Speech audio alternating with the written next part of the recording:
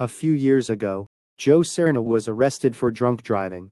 So when he lied about a recent urine test, because he wasn't allowed to drink as part of his probation, a judge felt he had no choice. The judge gave him a night in jail, because he had to be held accountable. Among his issues was a fear of being in small, cramped places. It was just one night, but as he entered the cell, Serna knew it would be one of the longest nights of his life.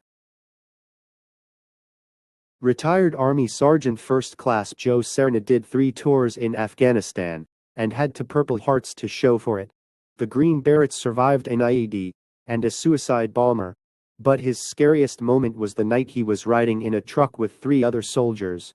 5 were following the creek, and the road gave way. And the vehicle went into the creek. Truck started filling with water. Trapped and unable to move, Serna felt the water rising past his legs, then waist, and neck until finally it stopped at his chin. Serna was the only one to leave the truck alive. He said it still haunts him. He suffered from PTSD. The judge knew what Serna was going through, and he knew his history. And he had to be held accountable, but the judge felt he had to go with Serna. And so a few minutes after Serna was locked up, the judge surprised the man he sent to jail by joining him for the entire night.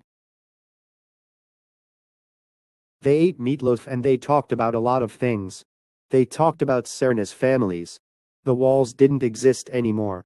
The judge brought him back to North Carolina from being in a truck in Afghanistan. Serna promised the judge no more mess-ups, and said, "I don't want to let you down, ever." The main character of this story is about Lou Olivera, a judge of the Fayetteville County Court in North Carolina, United States. We have to learn from this story that sometimes the best sentence is compassion.